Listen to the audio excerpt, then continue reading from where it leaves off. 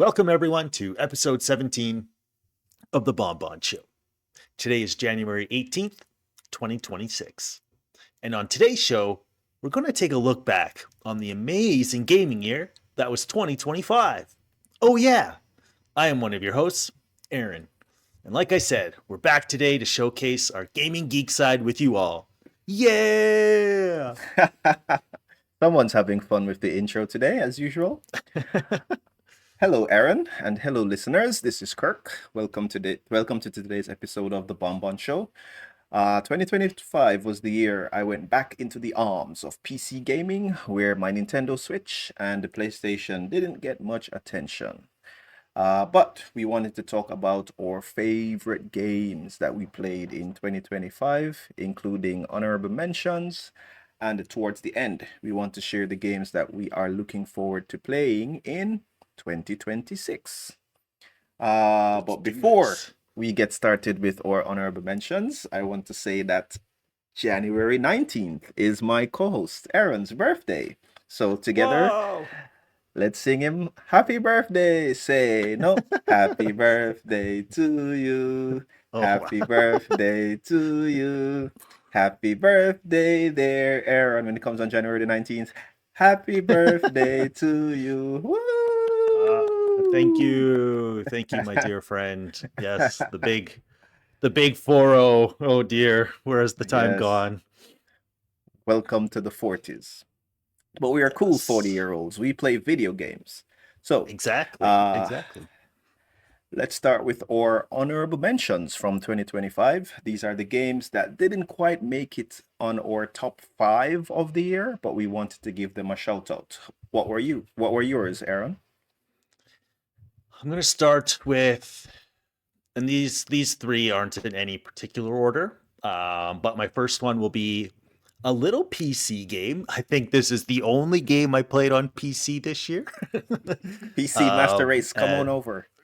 yeah, my PC's been the one collecting dust as opposed to Kirk's Switch and PS5 or PS4, I should say. But I will Yeah. say my Switch has been collecting dust because we haven't played Switch since February of Wow. 2025. Mm-hmm. But as I was mentioning, a little game called The Master of Peace Prologue.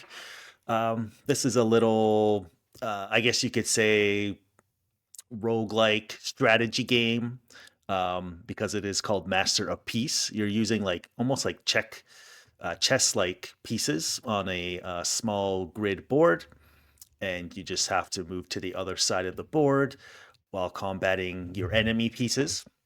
And you just need to defeat the little mini boss at the end of each little gaming board. It's just a prologue, so essentially it's just a concept demo at this point. The team is still working on the game. It's not in early access, it's just free to download and play at this point in time because it is just a slice of a game.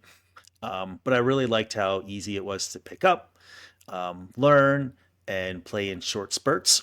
So that was kind of my favorite little Steam game that I played this year. So if you're interested, yeah, go check it out. It's free to download on Steam on Windows and MacBook. Yeah, or I guess Mac. So that's kind of why it was a good win for me. Nice. um, my second one for honorable mention was Densha de Go. It's a Let's 2020 go. game. Yeah. A game that I picked up in 2020 when it released, and I played it a little bit here and there. Um, but a game that I picked up again in 2025, mainly just because my son and I, who's 2 years old, is really into trains. And so this was a way for me to kind of be with him, teach him a little bit about trains, and have fun doing so at the same time. So if you have a PS4, I believe there's a Switch version. Um, I'm not sure about the other platforms, but and I know this series goes back many generations as well and has an arcade version. So if you're interested in like a little bit of an arcadey version of a Japanese Densha game, totally recommended this for you. Really fun, enjoyable. Kind of, if you've been to Japan, it kind of reminds you of being there on the train. So that was a really fun time in 2025, and I hope to continue playing that game into the year as my son gets older. And then the last game, that I played for my honorable mention list will be a little game called Jusant.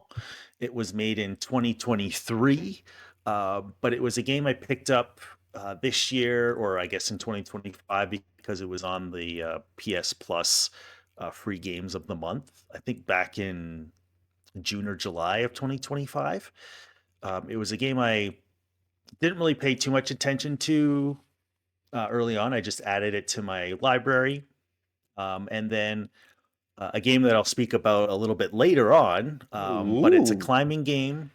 Yeah, it's a climbing game about a character who's just kind of unraveling a mystery of this rock structure and the people of the past and what happened to the people that used to live on this rock. And you get to uncover the mystery and find artifacts and meet some mysterious creatures. There's no dialogue really. Everything is kind of just read and learned through artifacts and journals that you uncover from other.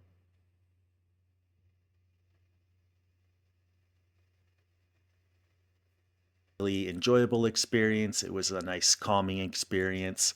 And it kind of got me into the climbing genre of games, which I now actually quite uh, appreciate. So yeah, if you have PS Plus or ever find this one on sale and want to try a climbing game, yeah, definitely check out Jusant. Um, yeah, what about you, Kirk? What were your three honorable mentions from Hmm. 2025? Yeah, interesting mentions though. Like Jusant is a game I probably would not have known about if it wasn't for you. I Mm, remember seeing Densha de Go in arcades, I don't know, way back in the day, maybe 2011, 2012, I feel yeah, like. yeah, it's been around for a while. Yeah, and you also mentioned Master of Peace to me, which is the type of game that I would also like, so I'm actually looking forward to that. Probably not in my most anticipated games of 2026, but it's definitely a game that I would want to check out.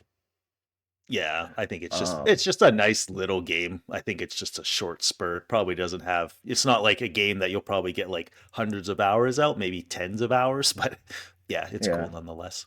and that's fine. Yeah. For my I say anticipated games of oh no, my honorable mentions of 2025. I think the first one was The Farmer Was Replaced, which is Eh? it was a What does that weird. mean? It's like I do like coding and stuff casually. My undergrad degree is in IT, but I really didn't enjoy coding and programming when I was in university. It wasn't until, you know, many years later that I started to kind of learn coding on my own, not because I had papers or assignments due. So I got in really interested in coding, especially Python and JavaScript and Ruby for those technical people who understand what I'm talking about. But the farmer was replaced is kind of loosely based on coding in Python, and basically you are a robot drone Hmm. that has replaced farmers in this air quotes world. A very simple game. You write Okay. code to plant, reap, and take care of different crops that you have on your farm that expands in size the better you get at it. And I didn't really expect to like it as much as I did. I just kind of got it because I was bored and it was on sale. But it turns out to be Hmm. one of the games that I can just play in short bursts, get some stuff done, and I don't have to, as you say, get invested in this world and story and connecting the dots and stuff. So it's like fun to play, but quite enjoyable. Um, Like second, for go ahead. practice, like were you learning or building on your skills, or was it stuff you knew quite well already and it was just easy to play from that perspective, or were you learning something while you were playing it? It was a little bit of both, I feel. I feel like it was kind of Oh, reinforcing what I already knew, which is helpful in coding. okay. Because you're like some people how do I say, think that you code everything from your brain all the time. That's not the case. That's why you have references and check on previous code that you've written and stuff like that. So the basics like, I don't know, if statements, loops, declaring variables, those types of basic programming stuff is quite well done, I feel, in this game that is applicable to any programming language, I feel. And it's Mm. actually a game I've recommended to friends with kids who want them to play something that would be helpful or useful to Ah, them. yeah, that's a good So, idea.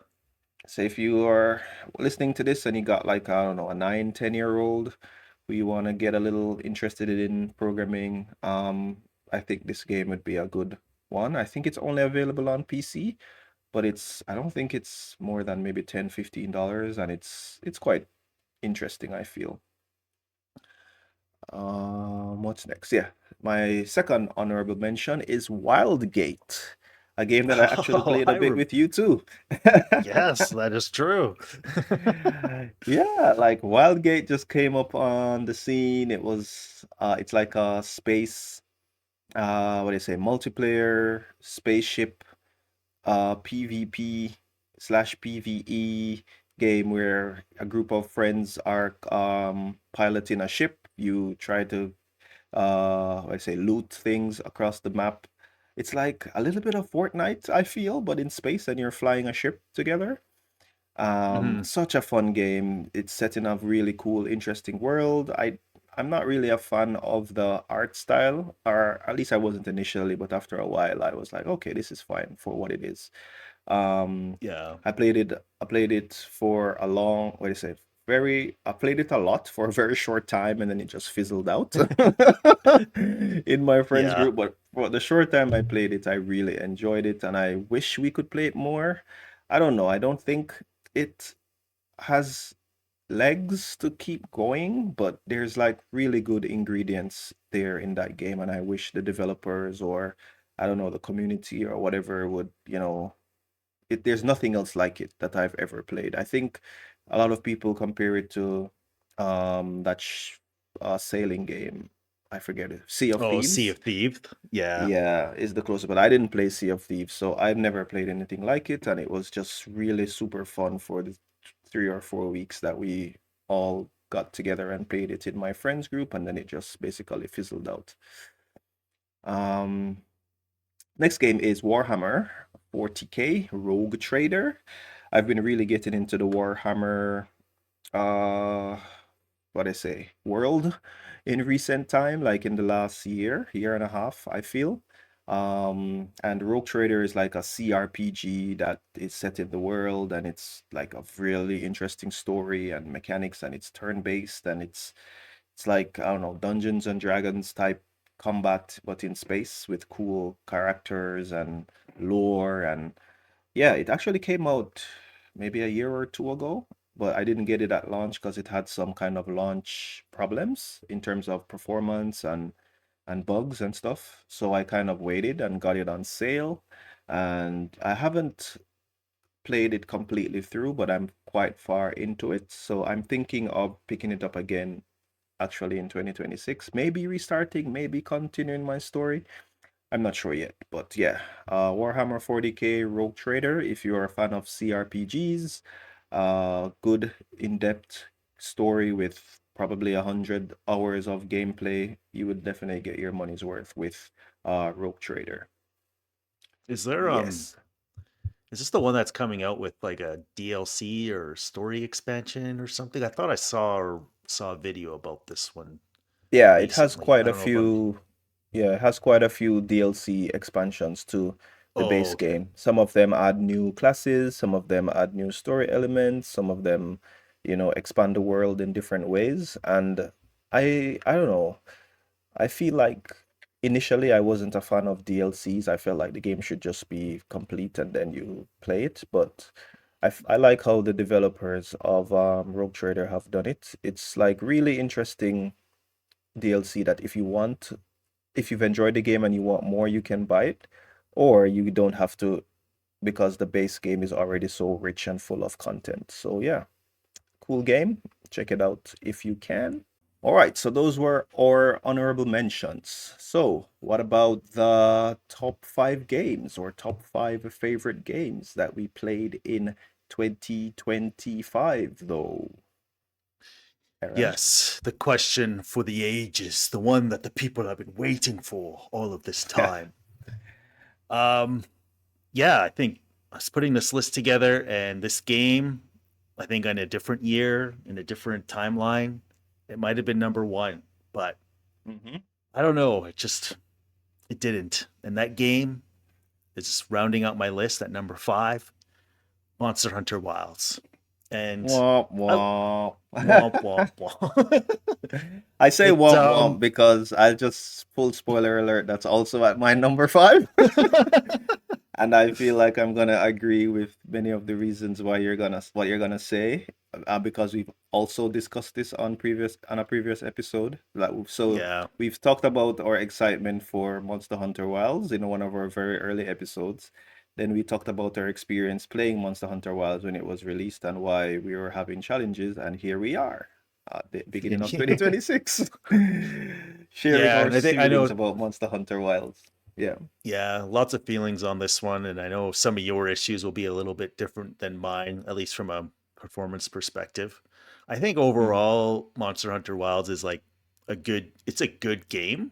Um, I think the overall game itself, coming from, I guess, being like a monster hunter, I wouldn't say I'm a master or a legend or anything like that, but I have, experience with the series for a long, long time.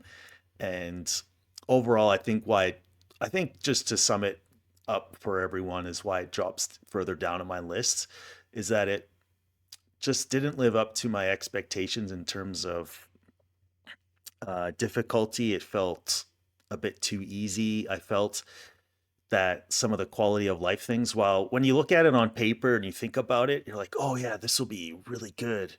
Um, but when you actually play with those quality of life changes, and I'm not going to go through all of them because that's just a whole nother conversation. And I know we've talked about this before, but it kind of removes some of the essence of what I believed Monster Hunter to be.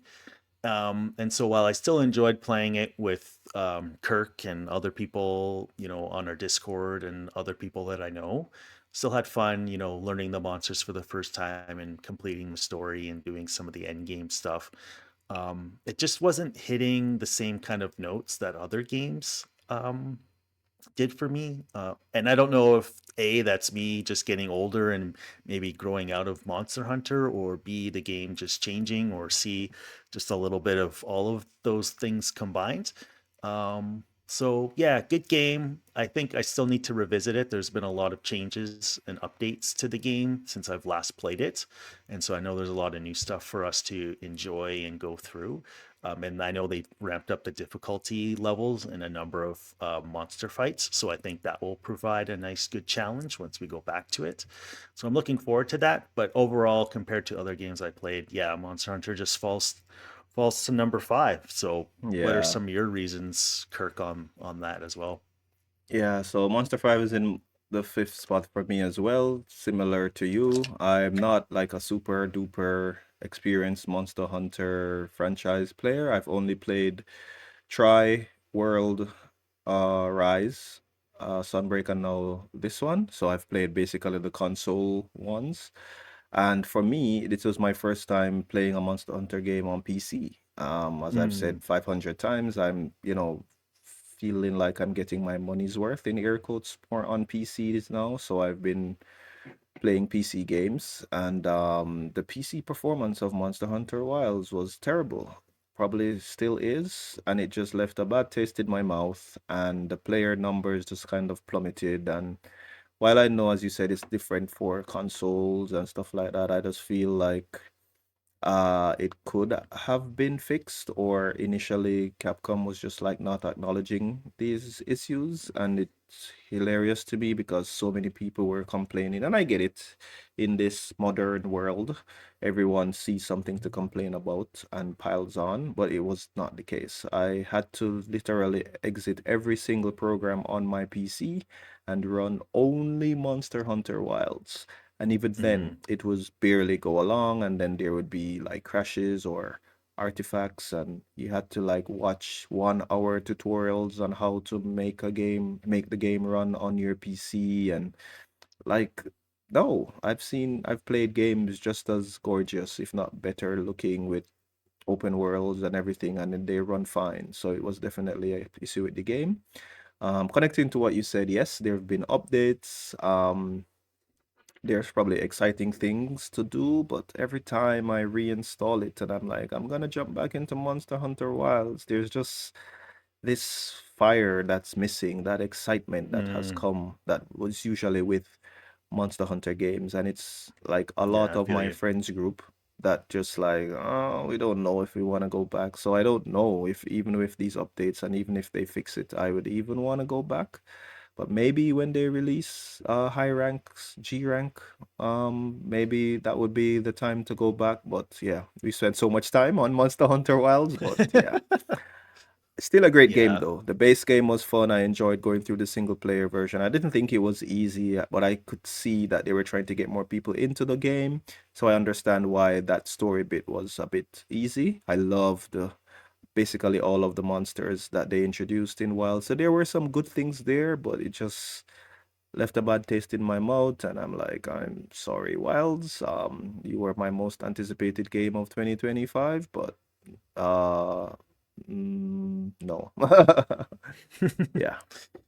Yeah, I think at the end, I think hopefully Capcom learns a lot about this game, this entry into this series. So whatever they decide to go from or decide to make here next, I guess. I know there'll be the G rank expansion or Master rank expansion, but yeah, hopefully there's another like handheld title version similar to Rise. I feel like we liked Rise more than this at the end of the day.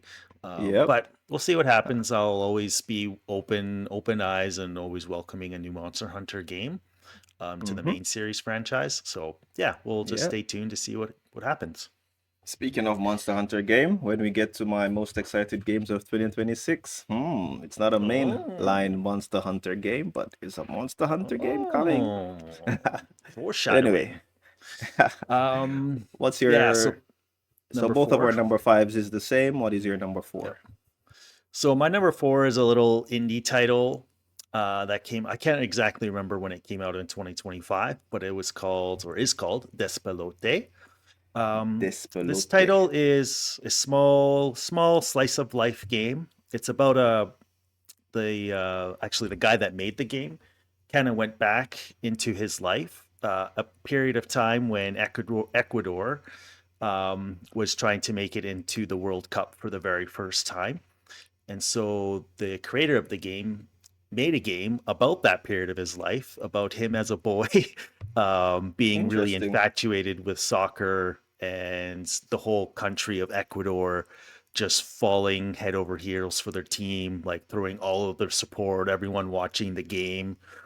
Um, and so the game style itself looks like it almost looks like someone recorded like a handheld camera and recorded life and then took away some of the color and redrew over the like video in more of like a hand style drawn, and it's kind of got like that sepia tone, that like kind of like reddish brown kind of color.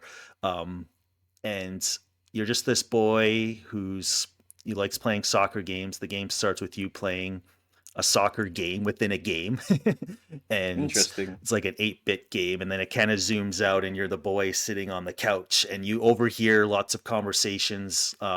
Your parents are bickering in the background and your sisters, bothering you, and you go outside and there's just random people having conversations, and you're at school and you're having daydreams about soccer, and then you go into the video store and everyone's playing the soccer games, and they took real life clips of Ecuador playing the different national teams, and everyone's getting excited about that, and you kind of learn about how what happens through the for the World Cup, all the drama that took place. I won't, give you any spoilers or anything, but you also learn a little bit as the boy gets older, some of his struggles and things that he struggled with.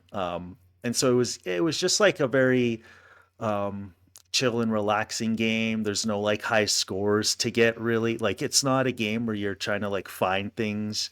It's really for you just to sit back, kind of just interact in a story, and just learn and kind of learn about a different part of the world that I don't know much about, to be honest.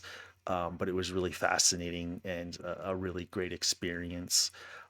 So yeah, if you're interested in like a soccer or kind of like a slice of life little title that takes you back to a different time period and a different place in the world that you might not have much experience in or knowledge of, definitely recommend Despelote. I believe it was at the Video Game Awards. It was nominated for, was it Indie Game of the Year, or it definitely got at least one nomination. So that was really humbling to see and nice to see for that little game studio, because I know it's only a few people that made it. Um, and yeah, so that was my number four, a little gem of an indie title that I enjoyed. Interesting. Uh, Um, yeah, I like your number four, so please share it with everyone. Yes, speaking of indie titles, one of the biggest indie titles of all time, Hades 1, had a sequel that jumped out Yes. of what do you say, early access in 2025, and Hades 2 is that wonderful game that is my number four spot. I got into Hades 1 very late in its existence. I bought it on my Switch and I freaking enjoyed it. And when Hades 2 was announced and went into early access, I picked it up. I tested it out for like the first couple of days and then I just kind of stopped playing it for 2 years while they worked on it. Once it got into 1.0, I jumped back in and oh my God. I still need to do more in it, as in play it for more of the story and understand what's going on. So I still don't understand what is really happening towards the end, but I'm probably like midway in the story. Okay. But Hades 2, wonderful games, value for money, so much Yes. replayability, very interesting music, art, sound, like Skilla, which is one of the bosses, like a sea monster you play in one of the stages that you go through. Is such what I say, it's like probably one of my favorite experiences in video game as a whole. The music is awesome, the character is awesome. It's just such a fun game. And Hades 2 is the game that I play when I just want to chill. You know what I mean? Mm, I just yeah. want to get in a 30-minute run before I head to bed, or I'm killing some time while waiting on something to get done. And it's just been that kind of companion game for me for the last couple months. And I've just been enjoying taking my time, going through it and learning about the story. It's like a roguelike where what I say, hell or the underworld has been overtaken by Kronos. A lot of like what I say, gods and history and mythology. Hmm. And then there's like a new character now, and it's just how your character interacts with the world and the different gods of Olympus, and so interesting. The art style is beautiful. Oh my lord, hand Yes. drawn, such a such each character looks so amazing. So yeah, and it's also quite affordable, as I said, good value for money, and you'll get dozens, if not hundreds of hours out of Hades 2. I know I've probably put 100 hours in already and probably will put in 100 more. So yeah, Hades 2 is my number four most enjoyed game of 2025. Let's move on to Such a number three. Yeah, that's such a good pick. And I was thinking, like, how come Hades 2 isn't on my list? Spoiler alert. But like I did not play Hades 2 in 2025. I did play early access, and then I've kind of just I wanted to play 1.0, but not on my computer because it's not the greatest of experiences on my computer. And so I was kind of just waiting for the console release. And then I haven't played my Switch, so I haven't bought it on the Switch. So I'm kind of just waiting for a PlayStation release at this point. So I hope Get that a I can put it on. PC! Yeah. Get a PC! So I hope I can put it on my list for most favorite game of the 2026, even though it's not a 2026 game. But yeah, Yeah, it should be a game that I'm playing, but I will get to it. It's just I just need to wait a little bit longer. yeah. Um, yeah, number three for me, a game that I didn't play a lot of, is it kind of came at least into my library near the end of the year, was Absolum. So Ooh. Absolum is a 2D side scroller beat 'em up game. So you can kind of think of like Streets, or was it Streets of Fury or Fury. Oh wow, I'm just like Streets of Rage. Oh my goodness. Or old like Ninja Turtle games or Hmm. Battletoads. So games like that, but it's got like the roguelike experience attached to it underneath of it. So you're trying to beat the game all in one run, but it gets more difficult. And so you die, you go back to the beginning, you can upgrade your characters a little bit more, you go out for another run. It's got an underlying story and NPCs that you meet. One nice piece about this one in particular that I really liked was that it has online co op or couch co op, so something that I didn't find Wow, in that's other awesome. like roguelike games. Yeah, totally. So Yeah. I was Remember the playing it with a days when we used to play couch co-op with our siblings and friends, that and was then the only way. suddenly Yeah. there was no couch co-op again in any video game? Like what happened? But that's good to see that it's back with Yeah. Absolum at least. So this is kind of I think this is kind of the main reason why I picked it up. Not only that, but like the gameplay and the art style is really cool, but the ability to like play 2D beat 'em up games again with your friend online or if they can come to your house and play was a really cool aspect of it. And so I actually just played this game with my buddy last night. He came over, we played it for 4 hours. Oh, So nerds. yeah, if you're looking for a fun couch co-op game, or even just a game to play with your online friend, um, and you're interested in this style, definitely look up Absalom. It's just been great fun. Yeah, really enjoy it. So yeah, that's why it's number three for me, and I look forward to continue playing it this year. Yeah, What about you? I actually have it in my library on Steam. I won it in a competition on one of my buddies Azad's Discord, and I Whoop played it whoop. just a little bit, maybe like 3 or 4 hours, and I really enjoyed it. So I feel like in the roguelike part of my gaming sessions now, it's been taken up by Hades 2. But I feel Yeah. like once I've at a certain point in Hades 2, I feel like Absalom is gonna take over that slot. And there's this like I don't know if this is a spoiler, like well, it's in the trailers. Like there's this little frog dude that I haven't unlocked yet. And I'm just Hmm. like, that's gonna be my main character. I don't care Yes. about any of the other characters. He is so freaking cool, and I must play as him all the time. Yeah. So I yeah. yeah. I just unlocked him yesterday, so now he's gonna be my main. Yeah, see? We're gonna have I to fight over definitely him when we do couch co-op. exactly. Yeah, I like this game the most as a multiplayer game. Like I did play it a little bit on my own, and it's still really fun. But there's just something about it being able to play with your friend and just laugh and chat, and this is a good game to do that. It's you don't have to be so serious. It's there's not a lot of button presses. The bosses can be a little bit challenging when you meet them for the first few times as you're learning them, but it's just nice to. It's like a casual, fun game with a friend. So that's why Yeah, it's got to be on my list for this year or last year. So yeah. nice, nice. All right, my number three is actually a game called South of Midnight. Um, Ooh. a, a game that I didn't know much about. It's like an action adventure game. And I think I played it on Xbox Game Pass, but then I eventually bought it on Steam. And it's a game with a female African American antagonist, which set in the American South, Deep South as well.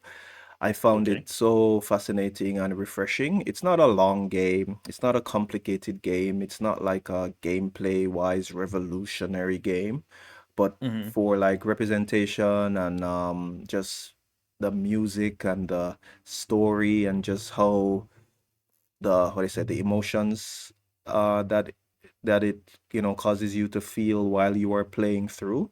Like my number one game is does this as well, so you can tell that I'm one of those gamers who gets into the story and feeling and adventure that the the character you're playing as goes along on. Hmm. So yeah, South of Midnight, amazing game. Very short game, very sweet game. I don't think it has much replayability, but I wanted to support like interesting new franchises like this. I feel like one of the challenges with video games in the last decade or so is that it's just so many sequels and safe, Yeah. repetitive games. You know what I mean? I don't know, Call of Duty 15 and Battlefield 12 and Final Fantasy 25. I'm sorry, I'm even lumping Final Fantasy in there, but I'm realizing now that a lot of the my favorite games of this year, I guess with the exception of Monster Hunter and Hades, but Hades is just like the second one, are like new franchises or different types of games that are not the acceptable norm. So yeah, South of Midnight, very cool, not very difficult. The music is also to die for, as I said. The bosses are so cool. Shout out to Tuto Tom, which is like a giant alligator that tries to eat you. Yeah, Oh, Tuto Tom was so freaking cool. And yeah, South of Midnight. Please check it out if you haven't done so already. Even if it's on sale, support these types of games that do something different. Yeah. yeah, totally. Yeah, that sounds like a great recommendation. And it's nice to hear different people and different stories being told from different aspects and getting some limelight about, um, like you said, representation and being, and those stories are really important to tell. And so it's Mhm. really important for us to take our time to listen to those stories and hear a message and like you said, feel something and try to relate it back to your life or what that might be. So yeah, that sounds like an awesome game to learn from and grow from, and just really support those people who are building those games, because we need more games like that in the industry, in the market. And like you said, instead of just the 15th installment of another army shooter or whatever that might be. So that's awesome. Yeah. How about for you? Your number two, we're heading up there to number one. Your number two Yes. favorite game of 2025. What was it? Number two for me was Ghost of Yotei. And Eh, I've had Nice. this conversation with a few people and kind of shared my feelings. I still think Ghost of Tsushima is a is a better game, only because at the time when that game came out, I think I hadn't ever experienced anything like that before, in terms of the visuals and the music and the ability to walk in a version of Japan like that ever before. Um, and so Tsushima just blew me away in a way I've never really felt. And so Yotei, while it had all of those same components, it didn't have the same kind of like wow moment, because it was very similar in all so many of the same ways that Tsushima was. Um, but I loved being in that world. It was in Hokkaido. So there was parts of the map where I'm like, hey, I know this name. Like, I know where this is. Like, you could have just told me this name and I'd be able to point it on a map to you. And it was cool to see, Nerd. like, yeah, it was cool to see like their interpretation of different parts of Hokkaido and like, years and years past. And the story, well, I thought it was going to be very like storybook. It definitely had a few turns and spiciness in there that I totally wasn't expecting at moments. And so I'm glad they kind of threw the curveball a few times. And one aspect that I wanted to touch on was that, similar to like your South of Midnight being, from a different place in America and being developed by a group of people, they actually had some information and some storytelling from the Ainu culture in Hokkaido, Excellent. which I thought was really, really nice and cool. And it wasn't just, at first I thought, oh, you just see some Ainu people and you find their lost trinkets around the map, but they actually had a specific place and time that you had to go through in order to like be with the Ainu people, and you got to kind of see how they would live and treat the land and learn a little bit about their culture, and about their beliefs and how they conducted themselves. And so I thought it was nice to see the studio take time to actually like learn about the Ainu culture and then implement into the game, and thought it was important enough to share Ainu culture with the people that were Mm-hmm. playing that game, because I could probably say like the majority of people that were playing Ghost of Yotei probably weren't familiar with the Ainu culture before playing Yotei.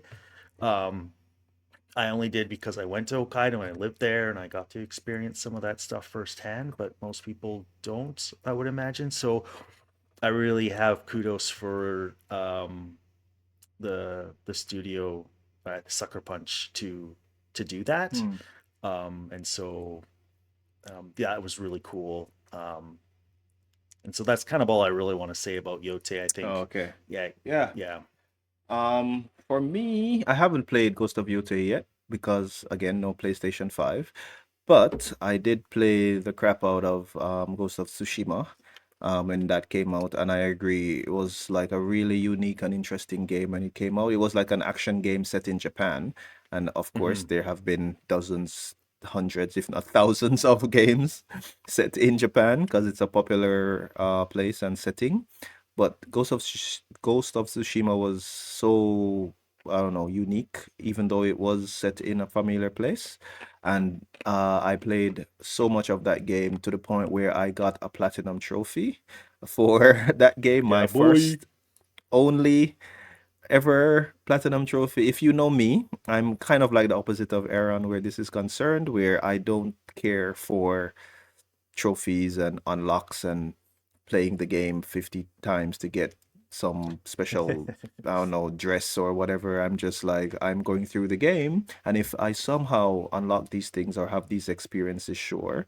And I used to be achievement hunter type, but I think it was Assassin's Creed that broke me when I had to like run around the map to get 100 of something. I don't remember now, but I digress. The point is, Ghost of Tsushima was such a great game that was just good to play, that sucked you in as a gamer, and it was just so rewarding. The story, the setting, the boss fights, the ending, everything. So, Ghost of Hmm. Yotei is actually again on my list. I'm looking forward to when it is released on Steam, on PC, and I will definitely Yes, be playing through it when it does. I don't know. I think it might be released this year. I hope So so. I'm looking forward to playing it on Steam this year, and I'm happy to hear that it was a good game. I know Tsushima would be hard to top. I knew that, and I think they also knew that at Sucker Punch. But so many people were screaming for a sequel, and it. I think Tsushima deserved a sequel, and Yotei did well to live up as best as it could to the Ghost franchise. Yeah, I will say now that you mentioned the trophies, I did get the platinum trophy for Yotei. Nerd. So it was still that good that I had to do it. I loved being in that world. But if I had to, yeah, if I had to rank which one I like the most, it's still Tsushima at the end of the day. But Yotei is still a very, very, very solid game, and I would recommend it to anyone that played the first one for sure. You will enjoy this one. Nice, nice, nice. All right. For my second game, uh, or number two on the list of 5 games of favorite games of 2025, it's actually a surprise, even for me. A game I played a lot of was a little game called Classified France 44, which I Ooh. knew nothing about going into 2025. But it's like a game that you basically command an elite team of allied special operators in Nazi occupied France, wreaking havoc in the run up to D Day. It's a turn-based tactics game. Again, it's set in France during World War II. I don't know. Even as a teenager, I was always fascinated with World War II and the story behind stuff and the war and the tanks and the airplanes and all of that. That's actually one of the reasons I originally got interested in Japan because I was like, there's not much information about Japan's view or experience or stuff in the war, Mm. and landed down a rabbit hole, and somehow here I am now living in Japan. But Classified France, very simple game, not revolutionary in any way, but it the way how the studio, I think it's called what's Absolutely Games, if I remember correctly. Not a very popular studio or well-known studio, but this game was just the mechanics, or let's say the gameplay elements of the game, how you unlock different people, how you progress through the story, how you go across France to disrupt the Nazi war machinery. It gives you the opportunity to play the game how you want to play it.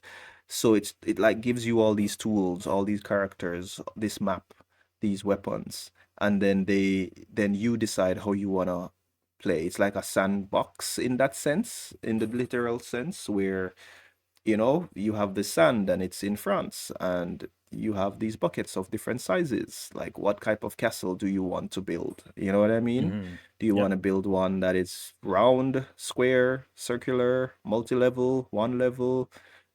So that's how I felt playing Classified Flaws 44. I don't know if there will ever be a sequel, but I'm always interested in games like this. I think it came out in 2023, but I enjoyed it in 2025. And if you're into turn-based tactics game set in a historical setting, no magic, what I mean, no casting, no dragons, nothing sci-fi or fancy, very grounded, very interesting, with a good, interesting cast of characters, please check out Classified Flaws 44, my second favorite game of 2025.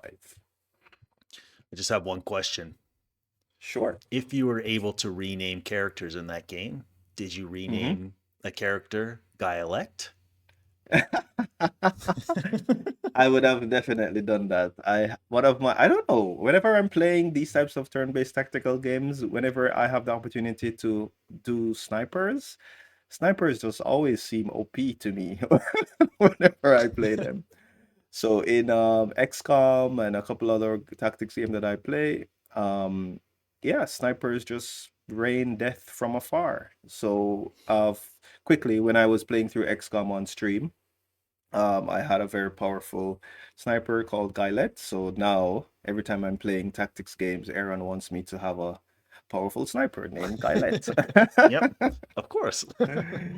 Yes, yes. But yeah, it's such a cool game, man. I actually think I want to play it some more in my spare time, as if I can this year, and maybe do a second playthrough just to get some more enjoyment out of it. And that's another reason why, sorry, I'm digressing again.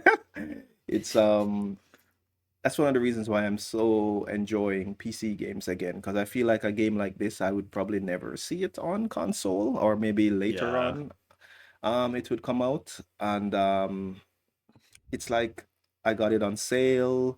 I got so much value out of it. One of the challenges I was having was that I was buying these AAA games or these hot games, and then I would boot them up, and then I was just not enjoy it. But I spent 60, 70, $80 on this, and I felt so guilty.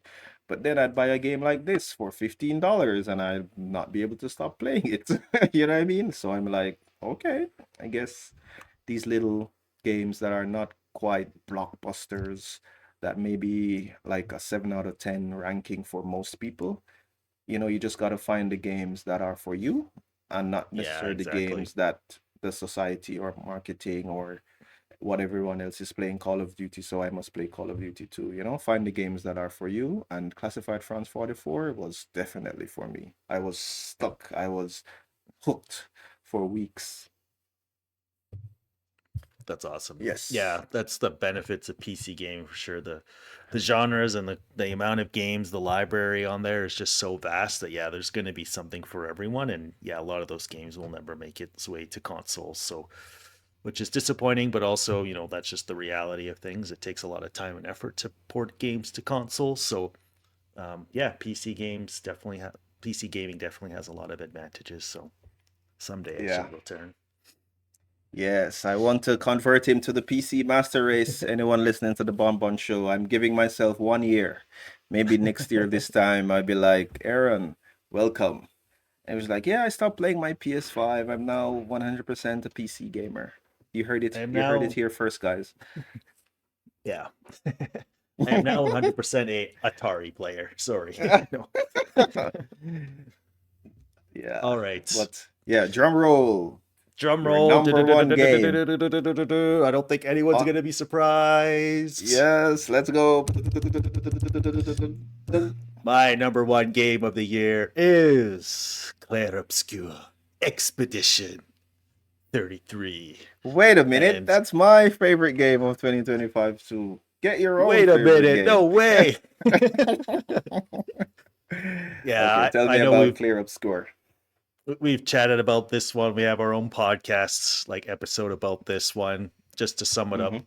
briefly, is I've never played a game with such raw emotions. You know, I was crying, I was laughing, I was leaping up out of my chair at 2 a.m. after boss fights, shouting in silence because the rest of my family was sleeping and I didn't want to wake them up. I was sometimes frustrated, just happy and like overjoyed, like confused, like delighted, like just I could list off tons of verbs And of the music, adjective. oh my God. Yeah, it's just the package. I don't know why I said verbs; it's adjectives.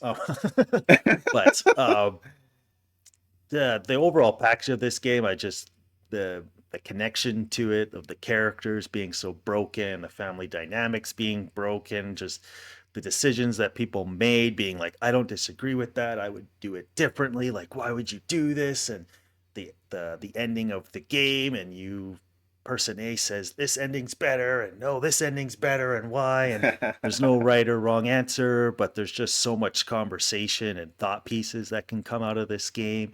And that's just the story. And then you have the gameplay, and then you, like Kirk said, the music and just the overall aesthetic of the game. Like, oh man, I this is my top game of my life so far, and I don't think it's due to recency bias by any means. I think it well deserves all the praise that it's getting. And yeah, I just this is one that is going to be at the top for a very long time, and I think it's going to be hard for me to ever play a game that beats this one. And yeah, Sandfall Interactive built themselves a game and released one. I think they're going to even find it's going to be hard to top because it's just like magic in a bottle. But um, Yeah, yeah, or lightning if in a you bottle. yeah, lightning in a bottle, I guess that's the phrase. Um, I can't speak properly right now because I'm just so excited about this game. Um, and their kindness to their community and releasing the like thank you DLC that they, didn't have to do, and that was for free. Like just an overall upstanding group of individuals that put this together.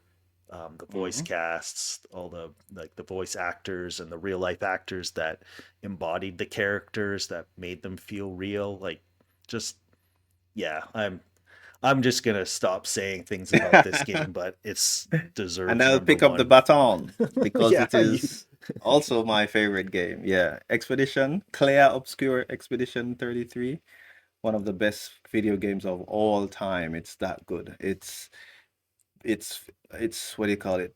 It's into my top five games of all time, personally.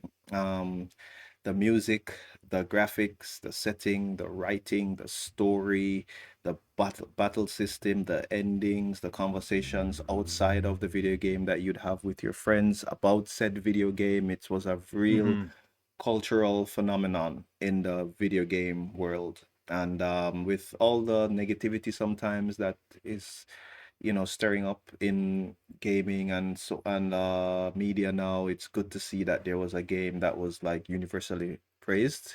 It wasn't a perfect game. It didn't need to be, you know what I mean? But yeah, for a $50 game, that's the other thing. A game that is not even air quotes full price. Most games now are 60, 70, 80, $90.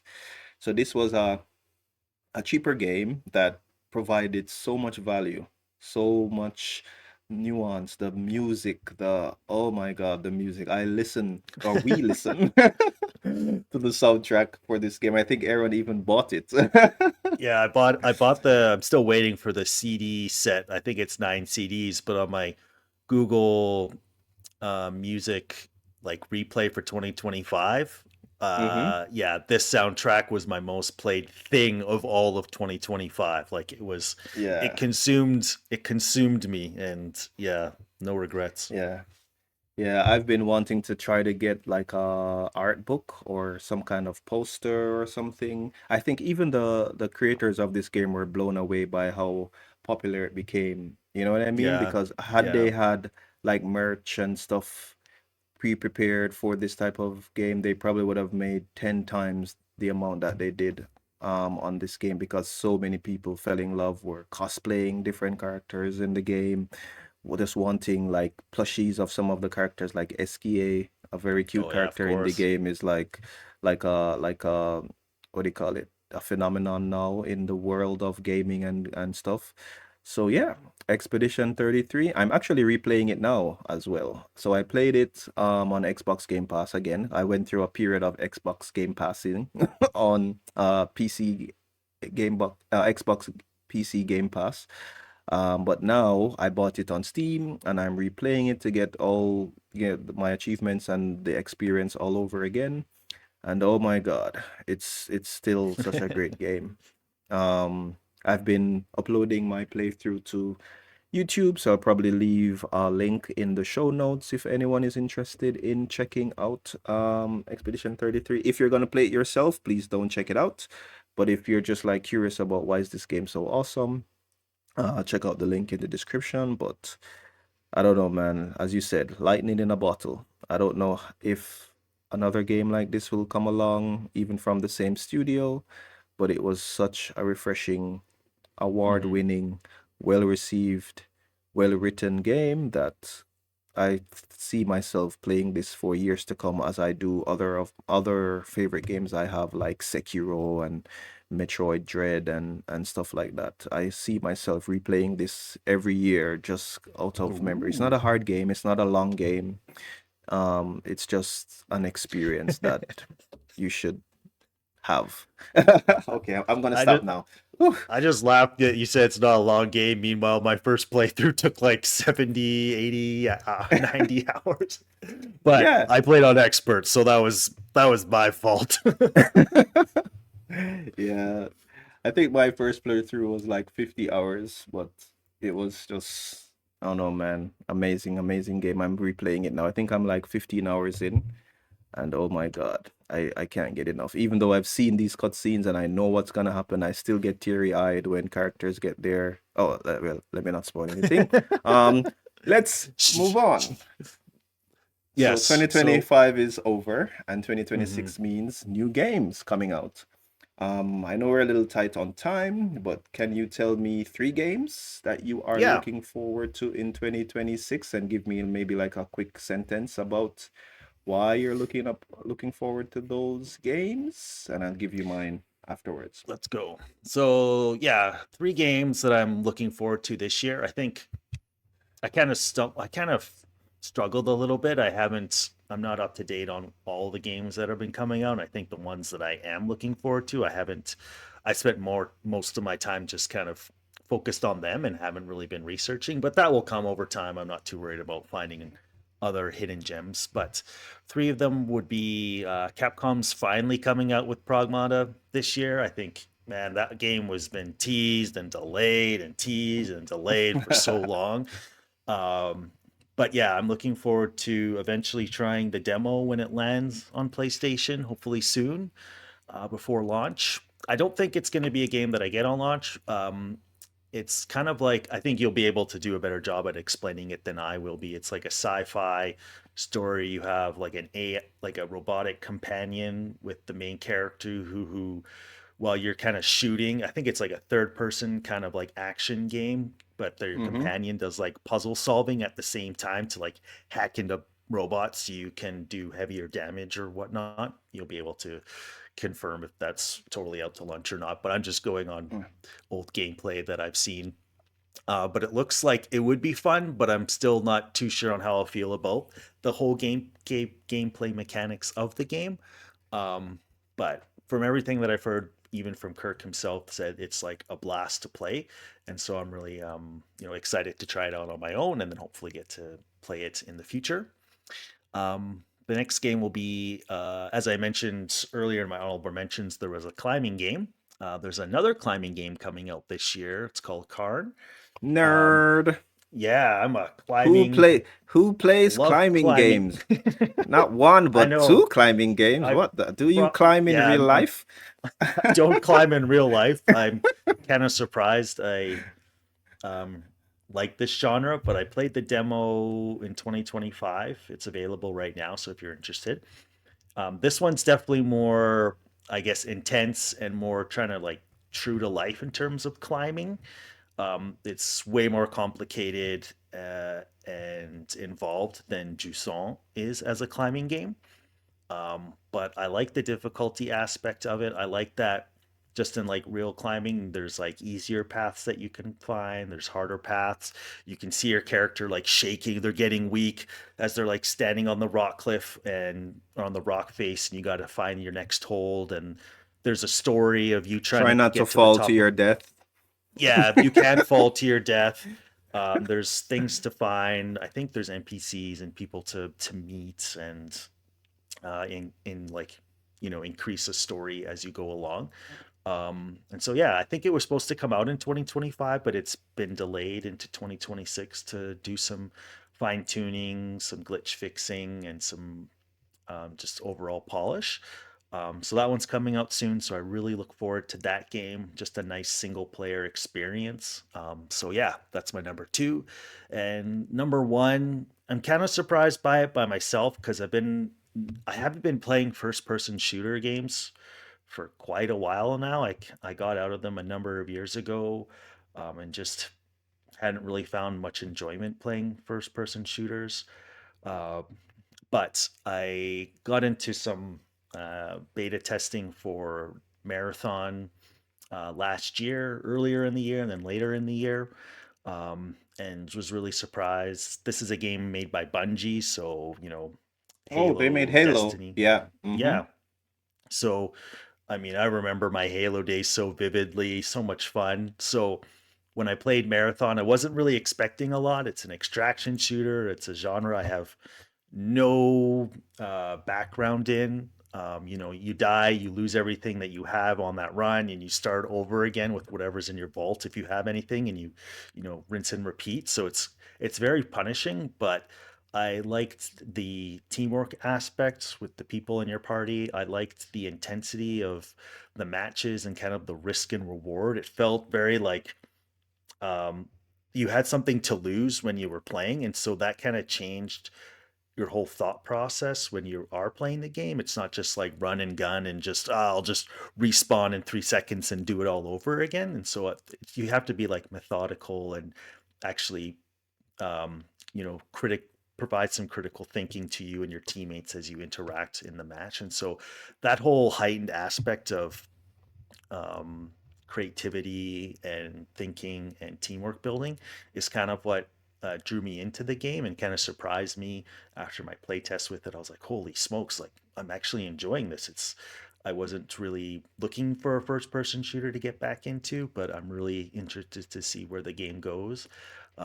So yeah, there's a free play test coming out soon, so I'll definitely be playing it again just to confirm if it's something that I want to play in the future. But definitely something I'm really super excited about just to see where it goes and how they tell a story in that type of genre of game.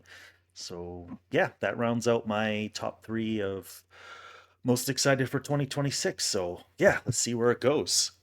Nice, Uh, nice, nice. yeah, Kirk, let's hear yours. Yeah. I've got the same number three as you. Stop stealing my video games, bruv. Oi.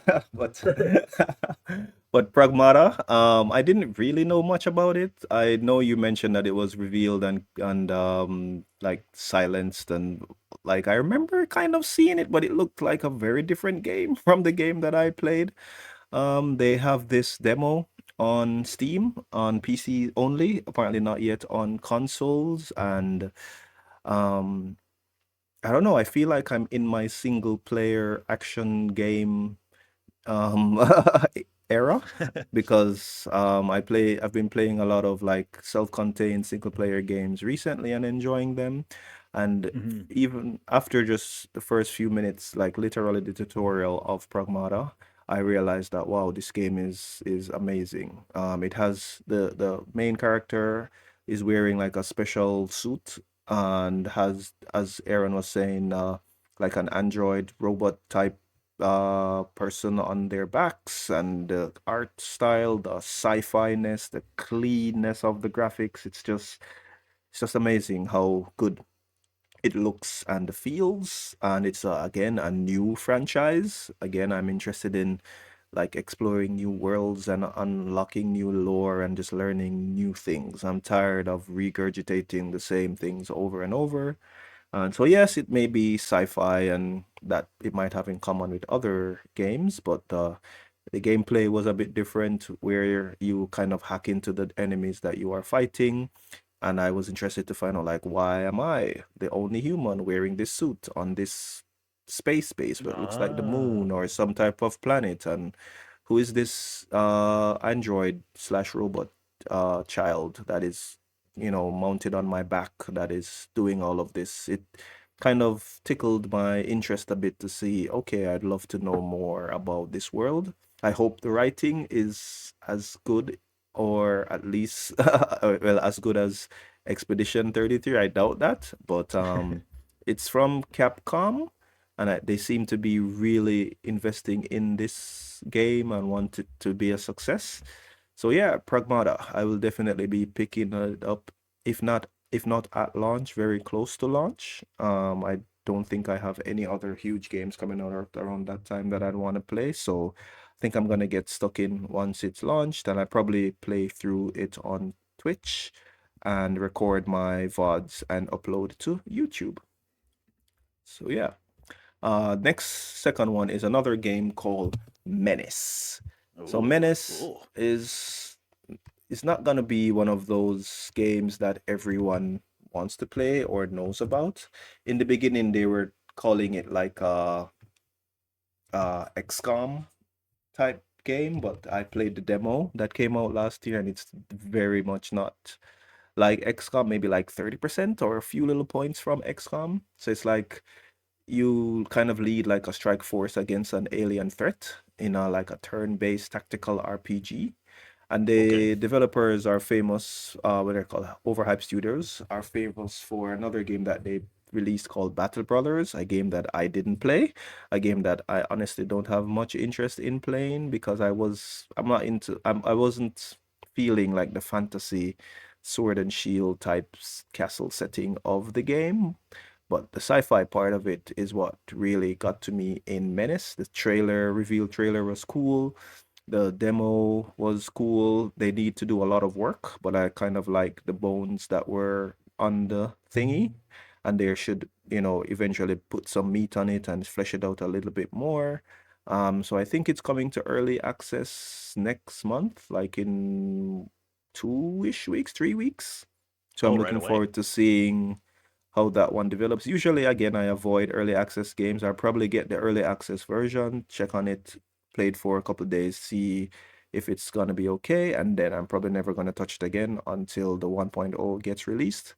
But Menace, a turn-based tactical RPG, I guess.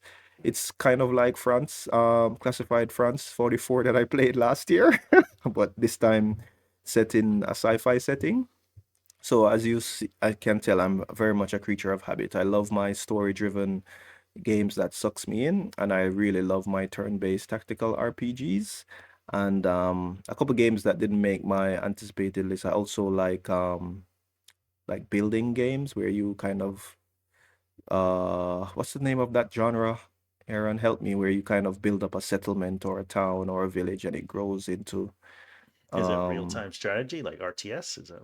not quite RTS, like base building type Oh, games. Yeah, but yeah, I'm looking forward to playing Menace. That is my number two most anticipated game of 2026. And my number one most anticipated game, believe it or not, that probably became my most anticipated game in the last couple of days because of the trailers and stuff, is Monster Hunter Stories 3: Twisted Reflection. I've never played a Monster Hunter Stories title. I played the demo, I think, for Monster Hunter Stories 1 and 2, but just never really got into the games. But this one looks far less childlike, far less like, I don't know, going around collecting Pokemon. It looks more mature, more interesting. The story, the art, what's happening with the world actually has pulled me in. Basically, it's like a side game in the Monster Hunter franchise where you go around and catch or grow or breed monsties. This is what they call the monsters in Monster Hunter, from Monster Hunter, and you can like fight with them as a hunter, or you're some kind of, I don't know, environmentalist trying to investigate what's happening in the world. They're like all the monsters that you love in Monster Hunter is in Monster Hunter stories, but you know, in a more stylized anime type art style. Yeah, so I've never played a Monster Hunter Stories game, but this one will be the one that I jump into the franchise with. And yeah, I'm excited to also stream and play through and enjoy this one as well. I feel deep down in my heart that I didn't get my Monster Hunter itch scratched with Monster Mm, Hunter Wilds. So even though it's not the typical mainline hunting game, I feel yeah. like I want to do something in the Monster Hunter world. It's a world and a franchise that I really enjoy. The mobile game didn't do it for me very long. They have another mobile game, I think, coming out. But again, I don't like mobile games because they want to take over your life and tell you when to play, how to play. And I don't want to be getting up at 3 a.m. to, I don't know, do some event because if I don't, I'll never get that item. I don't like games that are like that. But yeah, Monster Hunter Stories 3, Twisted Reflection, the game I'm most excited for in 2026. I can't wait to see your main monstie will be Toby Kadachi. I can't wait to No, see that when you're no, no, no, streaming no, it. no. So No, Toby yeah. Gadachi. What? You Rathian? promised, you mean? Mm, I don't remember that. You need to get me a recording. No one Oh, likes I've Toby Gadachi, guys. Toby oh my Gadachi is good. a very sucky monster that some dude named Aaron likes, like an electric weasel of some sort. Like, what the hell? Come on, you gotta be a dragon that breathes fire or something. Be cool, bro. Oh, Yeah, fine. but yeah, do you want to take us out, Aaron, as we Yeah, wrap up episode thanks. 17? Yeah, thanks everyone for listening us geek out and gush about our favorite games of 2025 and looking the games we look forward to in 2026.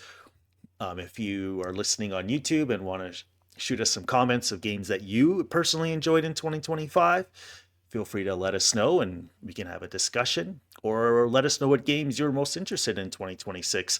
Like I said, my list is quite small, so I'd love to learn about more games from our community. So yeah, feel free to shoot us some comments and let's grow the conversation on YouTube. And like we have previously said, we do have our voicemail, so voicemail.bonbonshow.com. Feel free to send us a voice note there, and we will take your questions and feedback into future episodes. Or if you're more comfortable, you can send us an email at hello@bonbonshow.com. Thanks again for listening to this episode, everyone. Wish you the best of the day when you're listening, and looking forward to the next one. Bye bye, guys. Thank you for listening. Matane.